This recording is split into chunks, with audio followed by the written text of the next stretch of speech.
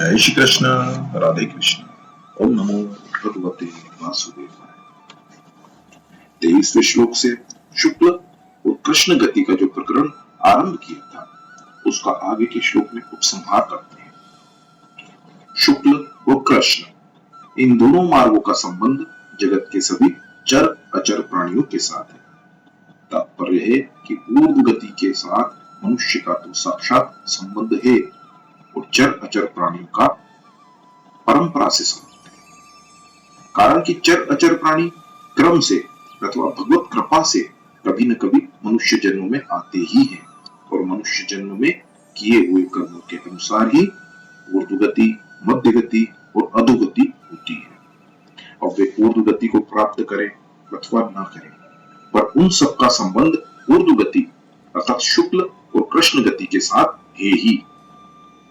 जब तक मनुष्य के भीतर असत विनाशी वस्तुओं का आदर है, कामना है, तब तक वे कितनी ही ऊंची भोग भूमियों में क्यों न चले जाए, पर असत वस्तु का महत्व रहने से उनकी कभी भी अधोगति हो सकती है। इसी तरह परमात्मा के अंश होने से उनकी कभी भी ऊर्ध्वगति भी हो सकती है। इसलिए साधक को हरदम सजग रहना चाहिए और अपने अंतकरण में विनाशी वस्तुओं को महत्व नहीं देना चाहिए। तात्पर्य ये हुआ कि परमात्मा प्राप्ति के लिए किसी भी लोक में, योनि में कोई बाधा नहीं है। इसका कारण यह है कि परमात्मा के साथ किसी भी प्राणी का कभी संबंध विच्छेद होता ही नहीं। अतः न जाने कब और किस योनि में वो परमात्मा की तरफ चल दे। इस दृष्टि से साधक को किसी भी प्राणी को घृणा की दृष्टि से नहीं देखने का अधिकार नहीं है। चौथे अध्याय के पहले श्लोक में भगवान ने योग को अव्यय कहा है। जैसे योग अव्यय है, ऐसे ही ये शुक्ल और कृष्ण दोनों गतियां भी अव्यय शाश्वत है। अर्थात ये दोनों गतियां निरंतर रहने वाली है, अनादिकाल से है और जगत के लिए अनंत काल तक चलती रहेगी। एक मार्ग से अर्थात शुक्ल मार्ग से गए हुए साधारण साधन परायण साधक अनावृत्ति को प्राप्त होते हैं, अर्थात ब्रह्मलोक में जाकर ब्रह्मा जी के साथ ही मुक्त हो जाते हैं। बार बार जन्म मरण के चक्कर में नहीं आते। और दूसरे मार्ग से अर्थात कृष्ण मार्ग से गए हुए मनुष्य बार बार जन्म मरण के चक्कर में आते हैं। अब भगवान दोनों मार्गों को जानने का महत्व बताने के लिए आगे का श्लोक कहते हैं। शुक्ल मार्ग प्रकाशमय है, कृष्ण मार्ग अंधकारमय है।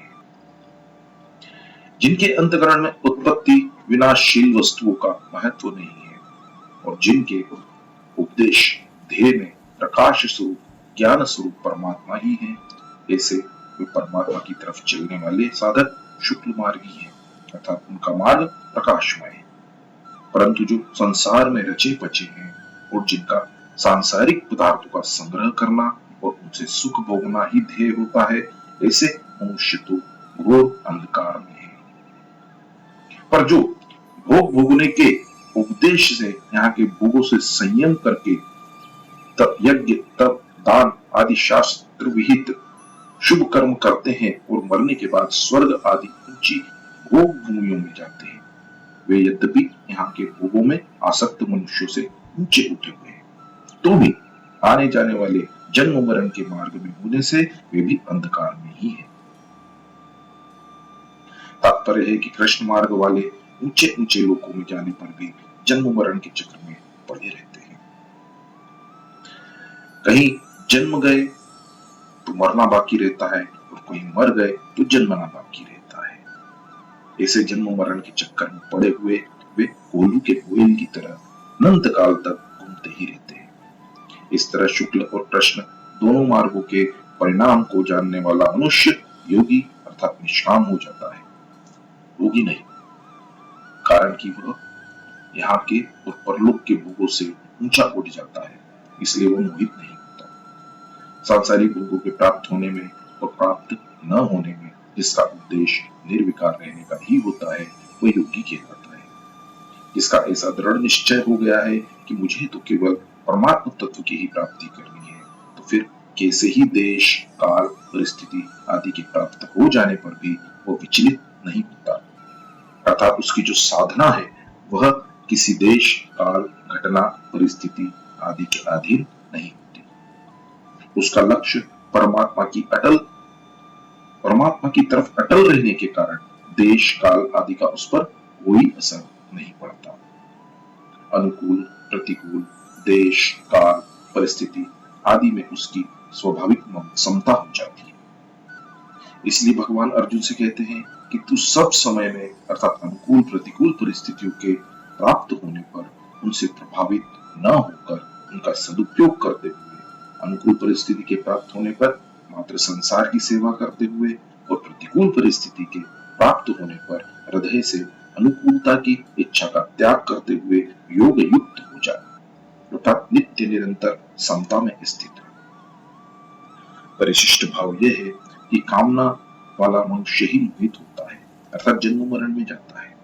शुक्ल और कृष्ण मार्ग को जानने वाला मनुष्य निष्काम हो जाता है, इसलिए वह जन्म मरण में नहीं जाता, अर्थात कृष्ण मार्ग को प्राप्त नहीं होता। इसी अध्याय के 7वें श्लोक में भगवान ने कहा है, तात्पर्य है कि भगवत स्मरण करना अर्थात भगवान में ही लगना भी योग है और समता में स्थित होना अर्थात संसार से हटना भी योग है। दोनों का परिणाम एक ही है। अब भगवान इस अध्याय में वर्णित विषय को जानने की महिमा बताते हैं। यज्ञ, दान, तप, तीर्थ, व्रत आदि जितने भी शास्त्रीय उत्तम से उत्तम कार्य और उनका जो फल है वो विनाशी ही होता है। कारण कि जब उत्तम से उत्तम कार्य का भी आरंभ और समाप्ति होती है तो फिर उस कार्य से उत्पन्न होने वाला फल अविनाशी कैसे हो सकता है।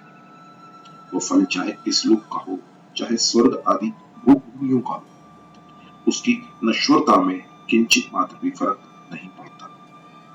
जीव स्वयं परमात्मा का अविनाशी अंश होकर भी विनाशी पदार्थों में फंसा रहे तो इसमें उसकी आज्ञता ही मुख्य है। अतः जो मनुष्य इस अध्याय में वर्णित विषय के रहस्य को समझ लेता है वह यज्ञ, तप, दान आदि सभी पुण्य फलों का अतिक्रमण कर जाता है। कारण कि वह यह समझ लेता है कि भोग भूमियों की भी आखिरी हद जो ब्रह्मलोक है वहां जाने पर भी लौट कर पीछे आना ही पड़ता है, परंतु भगवान को प्राप्त होने पर लौट कर नहीं आना पड़ता। और साथ साथ यह भी समझ लेता है कि मैं तो साक्षात परमात्मा का अंश हूँ तथा ये प्राकृत पदार्थ नित्य निरंतर अभाव में, नाश में जा रहे हैं। तो फिर वह नाशवान पदार्थों में, भोगों में न फंसकर भगवान के ही आश्रित हो जाता है। इसलिए वह आदि स्थान परमात्मा को प्राप्त हो जाता है, जिसको इसी अध्याय के 21वें श्लोक में परम गति और परम धाम नाम से कहा गया है। नाशवान पदार्थों के संग्रह और भोगों में आसक्त हुआ मनुष्य उस आदि स्थान परमात्मा तत्व को नहीं जान सकता।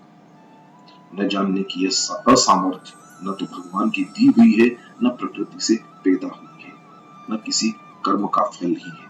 अर्थात यह असामर्थ्य किसी की देन नहीं है, किंतु स्वयं जीव ने ही परमात्मा तत्व से विमुख होकर इसको पैदा किया है। इसलिए यह स्वयं ही इसको मिटा सकता है। कारण कि अपने द्वारा की हुई भूल को स्वयं ही मिटा सकता है और इसको मिटाने का दायित्व भी स्वयं पर ही है।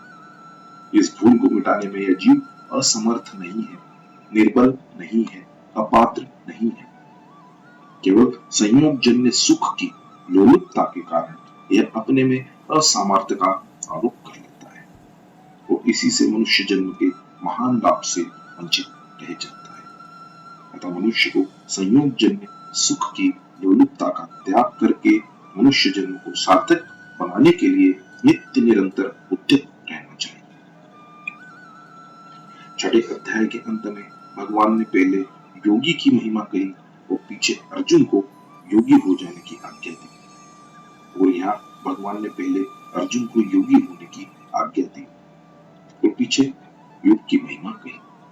इसका तात्पर्य है कि छठे अध्याय में योग भ्रष्ट का प्रसंग है और उसके विषय में अर्जुन के मन में संदेह था कि वह कहीं नष्ट भ्रष्ट तो नहीं हो जाता। इस शंका को दूर करने के लिए भगवान ने कहा कि कोई किसी तरह से योग में लग जाए उसका पतन नहीं होता। इतना ही नहीं, इस युग का जिज्ञासु मात्र भी शब्द ब्रह्मा का अतिक्रमण कर जाता है। इसलिए योगी की महिमा पहले कही और पीछे अर्जुन के लिए योगी होने की आज्ञा दी। परंतु यहाँ अर्जुन का प्रश्न रहा कि नियतात्मा पुरुष के द्वारा आप कैसे जानने में आते हैं। इस प्रश्न का उत्तर देते हुए भगवान ने कहा है कि जो सांसारिक पदार्थों से सर्वथा विमुख होकर केवल मेरे परायण होता है, उस योगी के लिए मैं सुलभ होता हूँ। इसलिए पहले तू योगी हो जा। इसी आज्ञा दी और पीछे योगी की महिमा कही। ओम तत्सत। ओम तत्सत भगवान नामों के उच्चारण पूर्वक ब्रह्म विद्या और योग शास्त्र में श्रीमद् भागवत गीतोपनिषद रूप श्री कृष्ण अर्जुन संवाद में अक्षर ब्रह्म योग नामक 8वां अध्याय संपूर्ण। अब प्रथम 9वां अध्याय। 7वें अध्याय में भगवान के द्वारा विज्ञान सहित ज्ञान कहने का जो प्रवाह चल रहा था, उसके बीच में ही अर्जुन ने 8वें अध्याय के आरंभ में 7 प्रश्न कर लिए। उसमें 6 प्रश्नों का उत्तर भगवान ने संक्षेप में देकर अंतकालीन गति विषयक 7वें प्रश्न का उत्तर विस्तार से दिया। अब 7वें अध्याय में कहने से बचे हुए विज्ञान सहित ज्ञान के विषय को विलक्षण रीति से कहने के लिए भगवान 9वें अध्याय का विषय आरंभ करते हैं।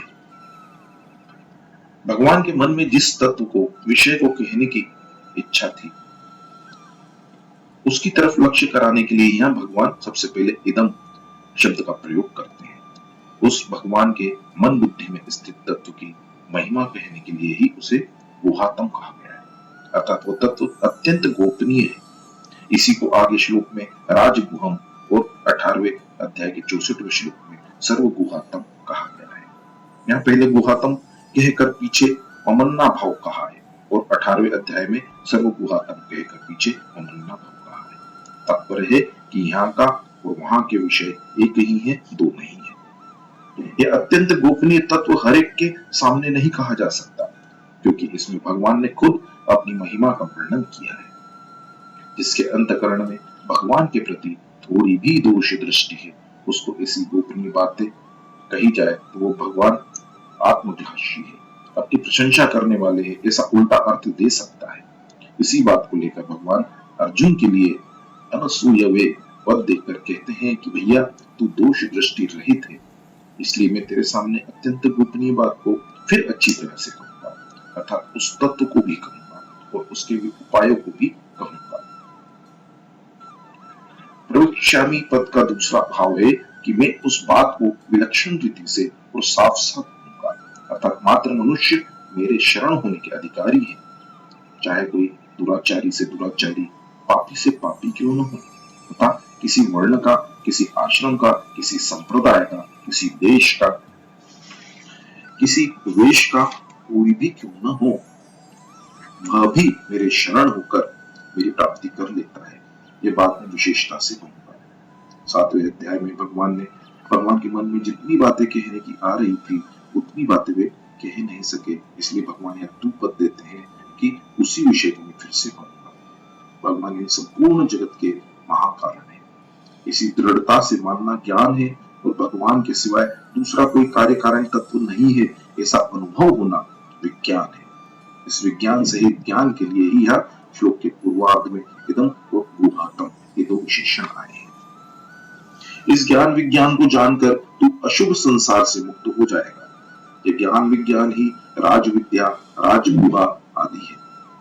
इस धर्म पर जो श्रद्धा नहीं करते, इस पर विश्वास नहीं करते, इसको मानते नहीं, वे मौत रूपी संसार के रास्ते में पड़ जाते हैं और बार बार जन्मते मरते रहते हैं। ऐसा कहकर भगवान ने ज्ञान बताया। अव्यक्त मूर्ति मेरे में से ही ये संपूर्ण संसार व्याप्त है, अर्थात सब कुछ मैं ही में हूं, दूसरा कोई है ही नहीं। ऐसा कहकर भगवान ने विज्ञान बताया। प्रकृति के परवश हुए संपूर्ण प्राणी महाप्रलय में मेरी प्रकृति को प्राप्त हो जाते हैं और महासर्ग के आदि में मैं फिर उनकी रचना करता हूं, परंतु वे कर्म मेरे को बांधते नहीं, उनमें मैं उदासीन की तरह अनासक्त रहता हूं। मेरी अध्यक्षता में प्रकृति संपूर्ण प्राणियों की रचना करती है। मेरे परम भाव को न जानते हुए मूढ़ लोग मेरी अवहेलना करते हैं। राक्षसी, आसुरी और मोहिनी प्रकृति का आश्रय लेने वालों की आशा, कर्म, ज्ञान सब व्यर्थ है। महात्मा लोग देवी प्रकृति का आश्रय लेकर और मेरे को संपूर्ण प्राणियों का आदि मानकर मेरा भजन करते हैं, मेरे को नमस्कार करते हैं। वे ज्ञान यज्ञ के द्वारा एक ही भाव से मेरी उपासना करते हैं। ऐसा कहकर भगवान ने ज्ञान बताया, मैं ही क्रतु, यज्ञ, स्वधा, औषध आदि और सत असत भी मैं ही, अर्थात कार्य कारण रूप से जो कुछ है वह सब मैं ही, ऐसा कहकर विज्ञान बताया। जो यज्ञ करके स्वर्ग में जाते हैं वे वहां पर सुख भोगते हैं और पुण्य समाप्त होने पर फिर लौटकर मृत्यु लोक में आते हैं। अनन्य भाव से मेरा चिंतन करने वालों का योगक्षेम में स्वयं वहन करता है। श्रद्धा पूर्वक अन्य देवताओं का पूजन करने वाले वास्तव में मेरा ही पूजन करते हैं, पर करते हैं अविधि पूर्वक। जो मुझे संपूर्ण यज्ञों का भोक्ता और स्वामी नहीं मानते उनका पतन हो जाता है। जो श्रद्धा पूर्वक, प्रेम पूर्वक पत्र, पुष्प आदि को तथा संपूर्ण क्रियाओं को मेरे अर्पण करते हैं वे शुभ अशुभ कर्मों से मुक्त हो जाते हैं। ऐसा कहकर भगवान ने ज्ञान बताया, वे संपूर्ण भूतों में सम हूं। मेरा कोई प्रेम या द्वेष का पात्र नहीं है, परंतु जो मेरा भजन करते हैं वे मेरे में और मैं उनमें। ऐसा कहकर विज्ञान बताया। इसके आगे के 5 श्लोक इस विज्ञान की व्याख्या में कहे गए हैं। असत के साथ संबंध जोड़ना ही अशुभ है, जो कि ऊंच नीच योनियों में जन्म लेने का कारण है। असत संसार के साथ अपना संबंध केवल माना हुआ है, वास्तविक नहीं है। जिसके साथ वास्तविक संबंध नहीं होता उसी से मुक्ति होती है। अपने स्वभाव से कभी किसी की मुक्ति नहीं होती, अतः मुक्ति उसी से होती है जो अपना नहीं है, किंतु जिसको भूल से अपना मान लिया है। इस भूल जनित मान्यता से ही मुक्ति होती है। भूल जनित मान्यता को न मानने मात्र से ही उससे मुक्ति हो जाती है। जैसे कपड़े में मेल लग जाने पर उसको साफ किया जाता है, मेल छूट जाता है, कारण कि मेल आगंतुक है और मेल की अपेक्षा कपड़ा पहले से है, अर्थात मेल और कपड़ा दो है, एक नहीं है। ऐसे ही भगवान का अविनाशी अंश या जीव भगवान से विमुख होकर जिस किसी योनि में जाता है, वहीं पर मैं मेरापन करके शरीर संसार के साथ संबंध जोड़ लेता है, अर्थात मेल चला लेता है और जन्मता मरता रहता है। जब यह अपने स्वरूप को जान लेता है अथवा भगवान के सम्मुख हो जाता है, तब यह अशुभ संबंध से मुक्त हो जाता है, अर्थात उसका संसार से संबंध विच्छेद हो जाता है। इसी भाव को लेकर भगवान यहाँ अर्जुन से कहते हैं कि इस तत्व को जानकर तू अशुभ से मुक्त हो जाए। संसार प्रकट है, कर्मयोग निष्काम भाव प्रकट न होने से गूढ़ है। उनसे भी गुप्त होने से ज्ञान योग अल्प आत्मज्ञान होने पर गुहातर है। ज्ञान योग से भी गुप्त होने से भक्ति योग परमात्म ज्ञान गुहत्तम है। गुहा और गुहत्तर तो लौकिक है, पर गुहत्तम अलौकिक है। ब्रह्म लोक तक के सभी लोग पुनरावृत्ति होने से अशुभ है। गुहात्म विषय को जान लेने से मनुष्य अशुभ से सर्वथा मुक्त हो जाता है। अशुभ से मुक्ति तो कर्मयोग और ज्ञान योग से भी हो जाती है, पर यहाँ अशुभ से मुक्ति होने का तात्पर्य है एक परमात्मा के सिवाय अन्य की किंचित मात्र भी सत्ता न रहे, आत्मा की वह सूक्ष्म गंध भी न रहे, जिससे दार्शनिक मतभेद पैदा होते हैं। अपने स्वरूप को जानना ज्ञान है और समग्र भगवान को जानना विज्ञान है। निर्गुण के अंतर्गत तो सगुण समग्र नहीं आ सकता, पर सगुण के अंतर्गत निर्गुण भी आ जाता है। इसलिए सगुण का ज्ञान विज्ञान अर्थात विशेष ज्ञान है। जय श्री कृष्ण, राधे कृष्ण। ओम नमो भगवते वासुदेवाय।